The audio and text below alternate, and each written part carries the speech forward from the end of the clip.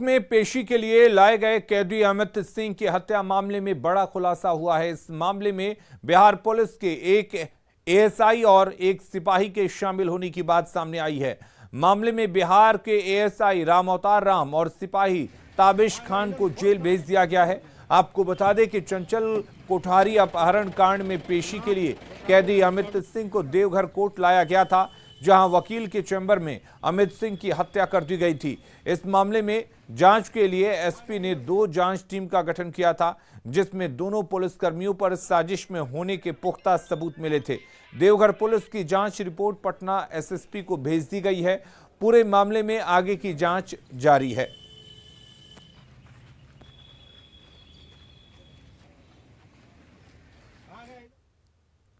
गढ़वा में सुखबाना गांव में 22 जून की रात ट्रिपल मर्डर मामले में पुलिस ने मामला दर्ज कर लिया है। इस मामले में दोनों पक्षों की ओर से मिले आवेदन के आधार पर प्राथमिकी दर्ज की गई है।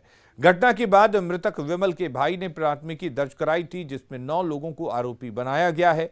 वहीं आरोपी कृष्णा पासवान के पिता की ओर से भी गढ़वा थाने में अज्ञात लोगों के खिलाफ मामला दर्ज कराया गया है, जिसमें बेटे की पत्थर से कूचकर भीड़ पर हत्या का आरोप लगाया गया है। पुलिस मामले की जांच में जुटी है। आपको बता दें कि 1 एकड़ जमीन के लिए ही हत्या की वारदात को अंजाम दिया गया। मृतक विमल सिंह अपनी जमीन खोना नहीं चाहता था, जबकि अपराधी जबरन जमीन लेना चाहते थे और इसी को लेकर यह खूनी खेल खेला गया। हम लोग को मालूम चला सुबह में कि कृष्णा पासवान की घटना हुई है। हम लोग हॉस्पिटल आए तो देख रहे कि यहाँ पर है।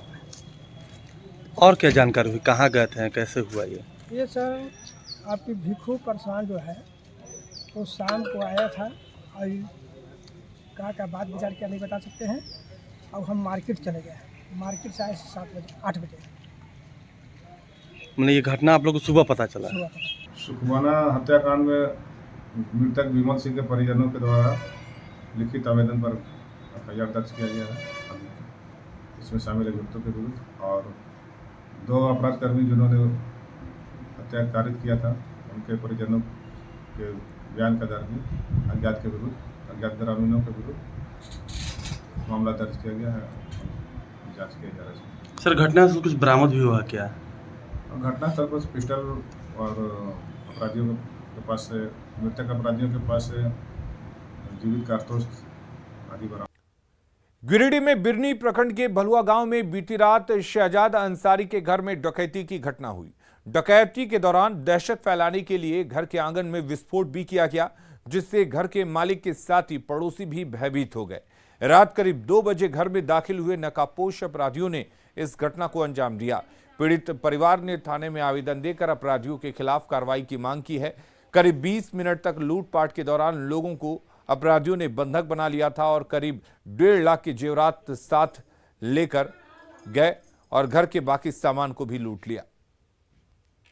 तब पूरा हड़बड़ाने की आवाज़ सुने तो उठे तो देखे इन लोग को, हम लोग को पकड़ लिया और मुंह बंद कर दिया। अब पकड़ने के बाद हम लोग को मारने के लिए धमकी दे रहा कि जान से मार देंगे, जल्दी जेवर निकालो। तो हम लोग डर से जेवर सब दे देंगे। तब उन लोग बाहर निकल गया जेवर लेके और एक ठो बम उड़ा के आंगन में छोड़ दिया और भाग गया। और हम लोग को जो पकड़ा था 2 ठो, वो फिर एक उड़ा के उसके बाद भागा वो।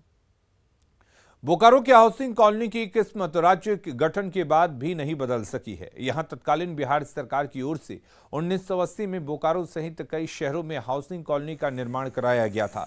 बालीडीह में शहरीकरण को बढ़ावा देने के लिए मकान और फ्लैट बनाए गए थे, लेकिन ये महत्वाकांक्षी योजना सरकारी दांवपेच और विभाग की लापरवाही की भेंट चढ़ गई। अधिकारियों की लापरवाही से बिक्री के बाद भी तय पूरी रकम जमा नहीं हो सकी। वहीं अवैध कब्जा हटाने के लिए अतिक्रमण हटाने की जो प्रक्रिया शुरू हुई है, उसमें वैसे लोगों के आवेदन आ रहे हैं जो इन मकानों में रेंट में रह रहे हैं। लोगों का कहना है कि वे रेंट देने के लिए तैयार हैं, लेकिन विभाग ही लेने में आनाकानी कर रहा है।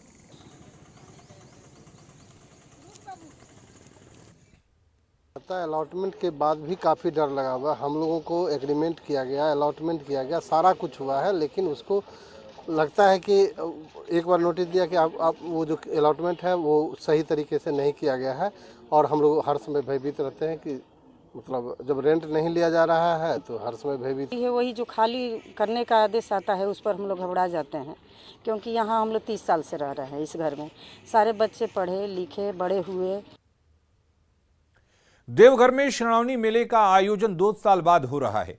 ऐसे में अनुमान जताया जा रहा है कि इस बार श्रद्धालुओं की संख्या काफी अधिक होगी। वहीं इस बार शीघ्र दर्शनम की व्यवस्था का भी क्रेज बढ़ने की संभावना जताई जा रही है। इस सिस्टम में अधिक भीड़ उमड़ने की संभावना को देखते हुए नए इंतजाम किए जा रहे हैं। इस बार स्मार्ट कार्ड की व्यवस्था की जा रही है। दरअसल मंदिर के प्रशासनिक भवन में 8 एंट्री पॉइंट बनाए जा रहे हैं, जिसमें स्मार्ट कार्ड पर बारकोड डाला जाएगा और इसे पंच कर श्रद्धालु शीघ्र दर्शनम का लाभ उठाते हुए कुछ ही मिनटों में गर्भगृह में प्रवेश कर सकते हैं। इसके जरिए 3 सेकंड में 8 श्रद्धालुओं की एंट्री हो सकेगी। इस सिस्टम का ट्रायल लगातार जारी है, जिसके बाद भी कितने श्रद्धालुओं को एंट्री दी जाएगी इस पर फैसला लिया जा सकेगा। दिल्ली मेट्रो में एंट्री बेस सिस्टम रहता है कि कार्ड से एंट्री होता है, वो कार्ड घुसाएं, और ऐसे ऐसे 8 गेट बनाए जा रहे हैं जो हम उम्मीद कर रहे हैं कि अगले सप्ताह से जिसका ट्रायल स्टार्ट हो जाएगा। उस तरीके से हम लोग एंट्री करेंगे। शीघ्र दर्शनम निकास के लिए 8 काउंटर लगाए गए हैं, जिसका ट्रायल सोमवार को किया जाएगा और उसके बाद ही हम लोग निर्णय लेंगे कि श्रावणी मेला में इसका उपयोग कर सकेंगे या नहीं।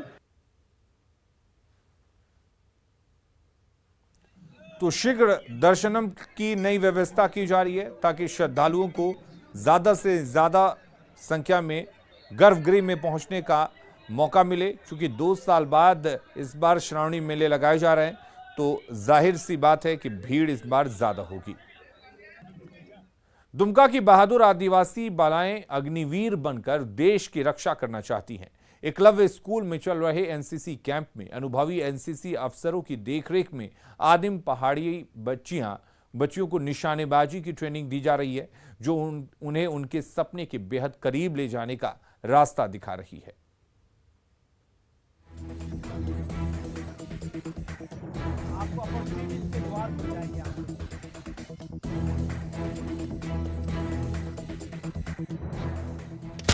लक्ष्य पर निगाहें और ट्रिगर पर उंगली, ट्रिगर दबी और बंदूक की नली से दंदनाती हुई निकली गोली सीधे निशाने पर जा धंसी। आदिम पहाड़िया जनजाति की ये वो वीरांगनाएं हैं जो बड़े बड़े सपने तो जरूर देखती हैं, लेकिन वहां तक पहुंचने का रास्ता नहीं मिलता।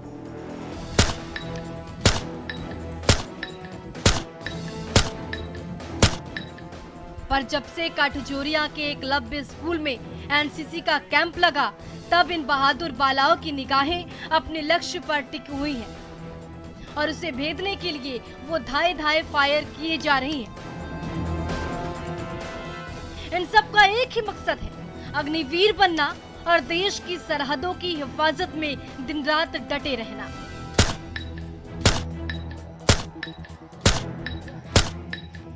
अग्निपथ योजना एक ऐसी योजना है जिसमें युवक युवतियों को भारतीय सशस्त्र सेनाओं में अपना योगदान देने का एक अच्छा अवसर मिल रहा है, जो कि 17 से 21 साल के बीच में दिया जा रहा है। इन्हें भी अग्निवीर बनना है, हाथ में बंदूक थामनी है, देश के दुश्मनों के छक्के छुड़ाने हैं। तभी तो जैसे एकलव्य स्कूल में एनसीसी की कैंप शुरू हुई, अग्निवीर बनने का सपना देख रही ये बालाएं उठकर सामने आ गई।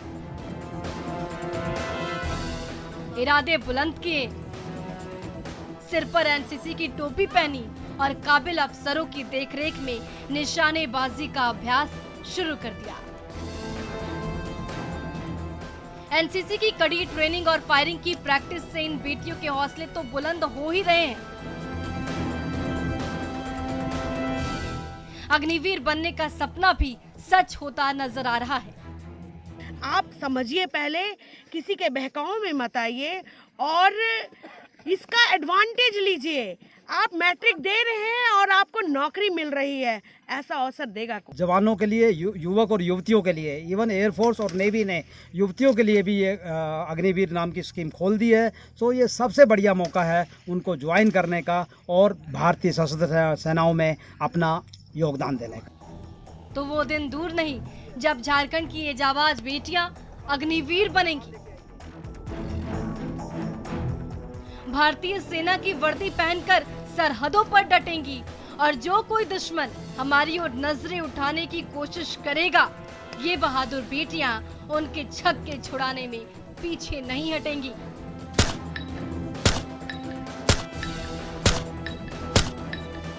नीतीश कुमार, न्यूज़ 18, दुमका।